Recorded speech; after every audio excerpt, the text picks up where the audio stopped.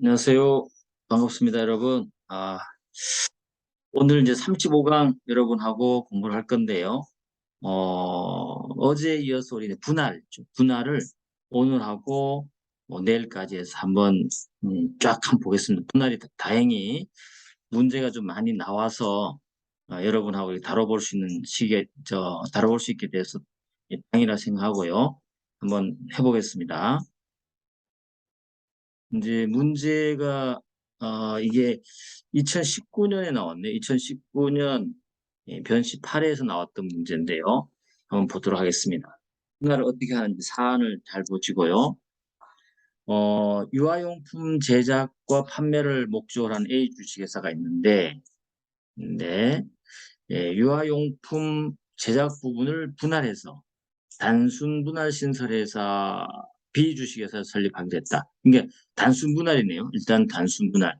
단순 분할 하면 여러분 이제 생각나야 되겠죠? 연대채무로 한다는 거. 채권자에 대해서 연대채무로 남는다는 걸 꼭 생각하셔야 됩니다. 그래서 B 주식회사 설립하였다. A 회사는 분할 전 유아용 제품, 유아용품이죠. 용품 제작과 관련한 채무를 가백에 부담하고 있었다는 거죠. 일단 갑이 채권자가 되는 겁니다. A 회사는 유아용품 제작과 관련한 채무만을 이게 B 회사에 넘겨주고 싶은 거죠. 그걸 이제 정했다는 거죠. 근데 스스로 정했는데 항상 조심할 것은 분할 계약서에 기입돼야 되거든요. 근데 분할 계약서에는 이에 관해서 기재하지 않았다는 거죠. 이건 하자가 있는 거예요. 합병도 그렇고 분할도 그렇고 이 계약서가 있는데 계약서에 작성을 해야 돼요. 그걸 우리가 주총의 승인을 받아야 되는 것이거든요. 어쨌거나 주총의 특별계로 분할계약서 승인되었고 적법한 절차를 밟아서 분할 등기가 경료되었다. 이럴 때 B 회사의 갑 사이에는 아무런 거래가 일단 없었던 거다. 그래서 한번 볼게요. 옳은 거 찾으라고 하는데 일단 먼저 이 사안을 그림으로 한번 살펴보고 우리 좀 이해를 좀 한번 해보죠. 어떤 상황인지 A 회사는 유아용품 제작 판매하는 회사, B 회사는 이 제작 관련 채무만을 승계하도록 요걸 하고 싶었던 거죠. B 회사는 제작 관련 채무만 떼어서 승계하도록 했다는 거죠. 다시 말하면 채무가 분할되는 것이죠, 그죠? 어쨌거나 분할 계약서에 포함되지 않았다는 게 포인트고요. 주주총회 특별 결의로 요것을 제외한 내용들은 승인을 받은 겁니다. 알겠죠? 승인을 받은 거예요. 그럼 그 내용을 살펴볼게요. 그리고 이제 갑은 채권자입니다. 제작 관련 채권자가 맞잖아요. 그죠? 되는 거고. 이럴 때 이제 분할하고 존속하는 회사, A 회사가 존속하는 건데, 여긴 A 회사는 판매 부분만 남는 걸로 하고, 그 다음에 분할해서 출자해서 신설하는 회사는 B 회사를 신설합니다. 한 다음에 제작 부분을 이쪽으로 넘겨주겠다는 거죠. 그리고 B 회사는 제작 관련 채무만 싹 가져가면 되는 거 아니냐. 이렇게 생각할 수 있는 것이죠. 이렇게 됐는데 어쨌거나 우리 A와 B는 단순 분할이기 때문에 원칙적으로는 A와 B는 당연히 연대 책임을 부담합니다. 알겠죠? 연대 책임 부담하고 특별히 분할 채무화하는 주총의 특별 결의가 없으면 분할 채무가 안 돼요.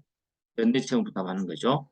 그럼 이 연대 채무를 부담한다 하면 여기서 쟁점을 또 하나 생각해 봐야 되는데 이 분할하고 난 다음에 채무 있죠. 이 채무에 대한 연대 책임에 대한 소멸 지원을 그러면 기산점을 어디로 잡을 것이냐? 사실 채무는 여기서 발생한 거잖아요. 그죠? 그런데 분할 후에 여기서부터 기산점을 잡을 것인지 아니면 여기서부터 잡을 것인지가 논의되는 것입니다. 그게 하나 또 쟁점이 돼요. 결론적으로 우리 미리 다 말씀을 드려본다면 이 분할 채무 아니라 이 연대 책임지는 A와 B 회사 분할되었지만 사실 이 채무는 언제 발생한 거죠? 여기서 발생한 거잖아요. 여기서 발생한 것이 그대로 넘어온 거잖아요. 그죠? 동일한 채무란 말이죠. 결국은 뭐예요? 분할되건 관계없이 소멸시효 기산점은 여기서부터 된다라고 보시면 돼요. 분할 후에 되는 것이 아니고 요게 요 문제의 아예 핵심 포인트입니다. 알겠죠? 한번 가볼게요. 그럼 그렇게 하고 문제를 이렇게 장학해서 여러분들이 이해를 하고 난 다음에 문제를 풀어 들어가면 금방 쉽게 풀리는 거죠. 그럼 공부도 이제 좀 시간이 허락된다면 그런 식으로 공부를 해야만이 여러분들이 선택도 뭐 잘 풀릴 수 있겠지만 시간이 많지 않아서 그래도 이 정도는 하셔야 되겠습니다. 1번. A 회사의 주주가 B 회사의 주식 총수를 취득한다. A 회사의 주주가 B 회사 주식 총수를 취득한다면 이런 물적 분할입니까? 아니잖아요. 그죠? 주주, 사람이 주식을 취득할 때는 이거는 물적 분할이 아니고 인적 분할이고 회사가 취득하면 물적 분할이었잖아요. 그죠? 이미 앞에서 봤던 거기 때문에 우리는 간단히 넘어가도록 하겠습니다.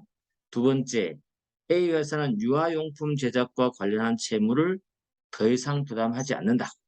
A, A가 부담하지 않습니까? 아니에요. 특별히 지금 분할 채무한다고 해서 그게 분할 계약서에 적혀 있고 특별 결의를 거쳐야 되는데 그런 걸 거친 적 없잖아요. 분할 계약서 포함되지 않았잖아요. 그죠?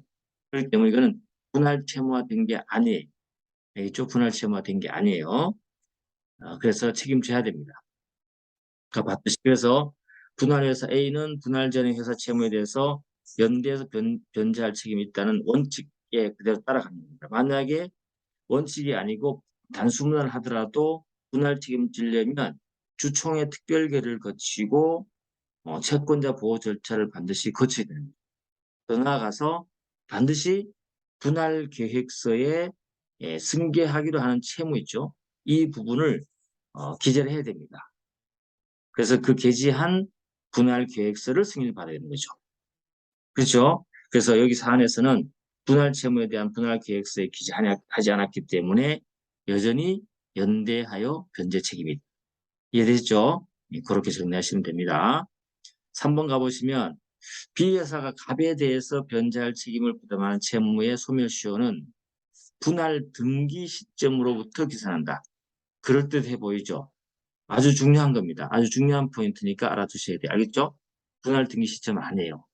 시험장에서 여러분 속으면 안 돼요. 안 되고 아까도 말씀드렸듯이 연대 책임지는 것은 앞에 발생한 채무와 동일한 것을 연대 채무지기 때문에 원래 발생한 때부터 소멸시효가 진행된다는 걸 알아두시면 돼요. 됐죠? 그래서 분할 합병해서 설립되는 회사, 존속하는 회사가 채권자에 대해서 연대해서 변제할 책임을 부담할 채무는 분할 또는 분할 합병 전의 회사가 채권자에게 부담하는 채무와 동일한 채무죠. 그래서 수혜회사가 채권자에 부담하는 연대 채무의 소멸시효 부담과 기사점은 언제부터다? 분할 또는 분할 합병 전의 회사가 채권자에 부담하는 채무와 동일하기 때문에 그때부터 그걸 여러분 알아두시기 바랍니다. 4번 가보시면 A회사의 분할로 인해서 분할에 관련되는 A회사의 주주의 부담이 가중되는 경우는 이 주총의 승인 외에 주주 전원의 동의에 된다. 맞는 말이죠? 주주 전원의 동의에 된다. 맞습니다. 다 해봤던 거죠. 5번 가보시면 만약에 의결권 배제 제한에 관한 종료 주식이 있다면 의결권이 배제되는 주주가 있다면 그 주주는 A 회사의 위 주총회 결의에 관해서 의결권 행사할 수 없다. 다시 말하면 분할 계획서 승인한 주주총회에서 의결권이 배제되는 주주는 의결권 행사할 수 없다. 그랬죠? 왜냐하면 분할은 굉장히 중요한 겁니다. 그죠? 중요한 거기 때문에 의결권과 관계없이 주주로서의 역할을 승인해줘야 됩니다. 그래서 주총회 승인 때는 의결권이 배제되는 주주도 포함된다. 우리가 앞쪽에서 한번 봤던 것이죠. 네, 그렇습니다. 그래서 문제가 이제 12번 문제는 이렇게 하면 됩니다. 13번 문제도 연결해서 하면 좋긴 한데, 그건 좀 주제가 좀 길기 때문에 오늘은 이 한 문제로 가볍게 마무리하도록 하겠습니다. 여러분 오늘도 수고 많으셨고요. 내일 제가 분할 마무리 해드리도록 하겠습니다. 수고하셨습니다.